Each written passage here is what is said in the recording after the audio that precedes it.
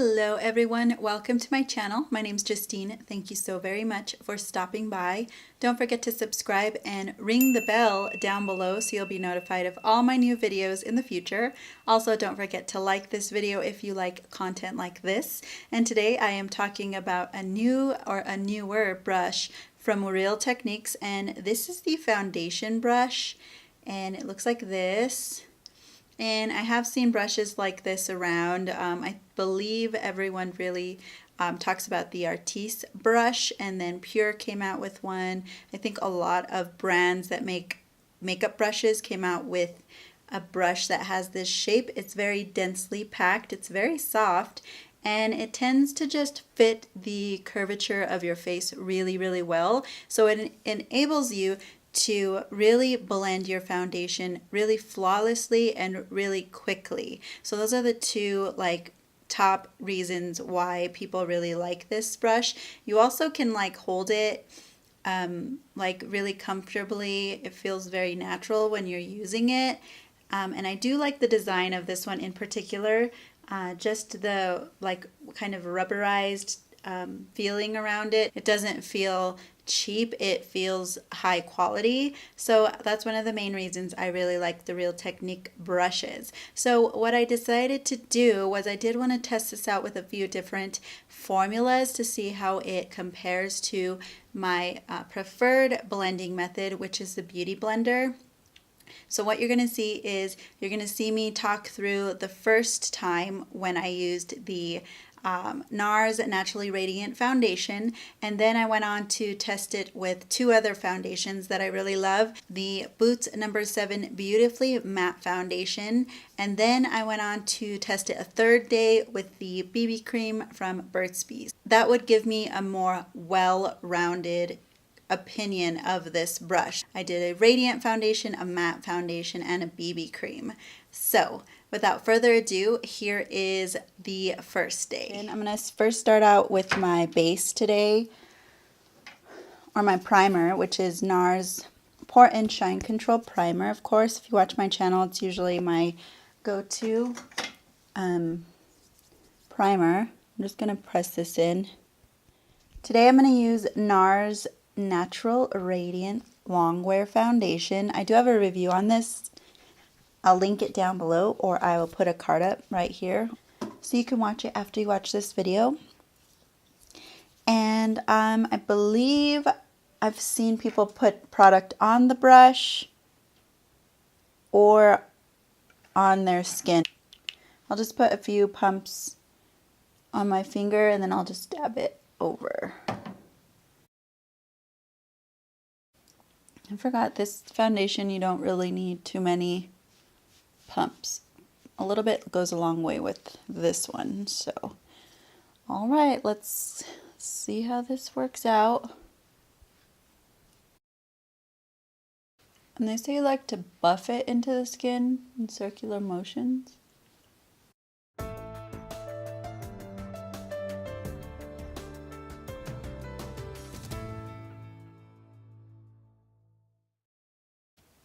I think this is really, really awesome for down the neck. I do like to blend out my foundation down there, and usually I run out and have to put some more, but going down as far as I can is usually what I like to do.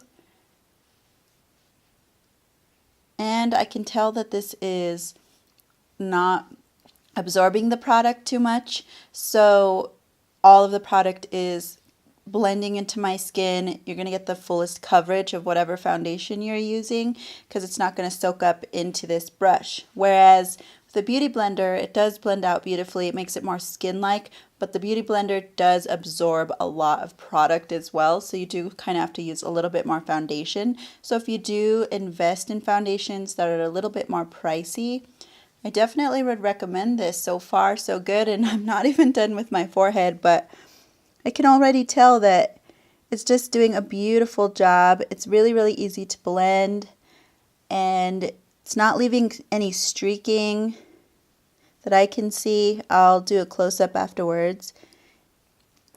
It feels really nice too. The only thing about it is I know it won't be able to get in right here and around the nose as well as I would like, but it gets pretty close. And I go into the hairline a little, which is kind of nice with this brush. Then I always kind of take a microfiber cloth and kind of go over that part again at the end. I just like to make sure everything's well blended. And then go over the ear. That's easy. I have to say that was really, really easy to do. The only thing I'm seeing is some little flakes, probably dry skin that's coming off around the hairline. So I'm going in with the microfiber cloth and I kind of just try to clean that up a little bit. I usually watch back my footage and see things in my hair. It's usually 9 times out of 10 like foundation and skin and stuff that's kind of like gone into my hair. The only thing that I can see is I'm still getting a little bit of texture right in between my brows, which is normally where I usually get. But as far as blending out foundation very, very quickly, making it easier to blend out foundation, time saving, cost effective, I really, really, really do like this brush. And you can see a little bit of the flakes in my brows.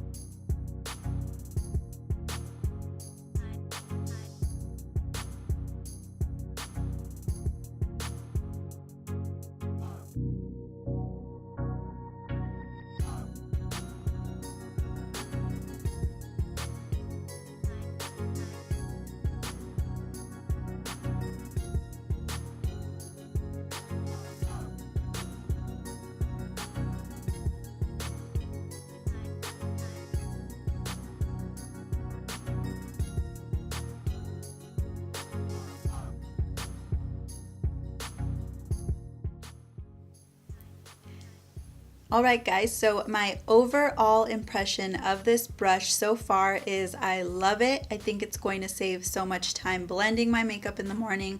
It actually does it a lot quicker than the Beauty Blender. It doesn't absorb too much product. It makes the product a little more full coverage. It doesn't leave streaks. And I'm finding that the more I play with it, the different type of primers and things that I'm using, really kind of add to the way that the finish is going to be. So the first 2 times that I used it, I did mention I used a serum underneath, and that is something to consider. If you are layering on skincare, you're laying on products and different primers, and then you're going to go in with your foundation, a dense brush like this might kind of make everything start to ball up. So that is something to consider when you're using a more densely packed foundation brush like this. Whereas with a Beauty Blender, you are just kind of pressing the product onto your skin, so you're just kind of creating more of a top layer. It doesn't really do that as opposed to this. So that's something to keep in mind if you are having difficulties with a brush like this. Those are some factors to consider. The one thing that I was really impressed with was the last one, which was the Burts Bees BB cream. This one, I usually actually use it with my fingers or with a brush. I was finding that with the Beauty Blender, it really doesn't like that like pressing in motion. It doesn't blend well when it does that. It kind of just sits on top of the skin. I don't really like the finish when I do that, and this one does tend to mix with other things. You have to be careful what you put under this. Sometimes you can just put this on instead of moisturizer as your one step, because some moisturizers do ball up with this product. But I realized with the brush, it did blend it really well. It blended it really, really fast, and I was really happy with the way that this turned out, especially with this foundation brush. So big thumbs up for this brush. I do recommend it if you guys are in the market. It is under $20, but I did get it on sale. Now it's 21 Days of Beauty, so I don't know if it's on sale at the moment that I upload this video, but I did get it for about $13.99, which was a steal. So if you are watching this and it's not 21 Days of Beauty, I'd probably wait till they do the sale of buy one get one 50% off, or buy two get one free on Ulta. That's a great way to save on these Real Technique brushes.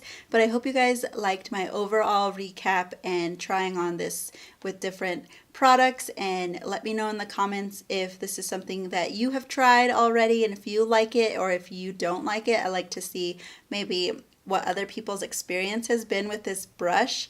And I hope you guys enjoyed watching my video. Thank you so very much for taking the time, and we will see you in the next video.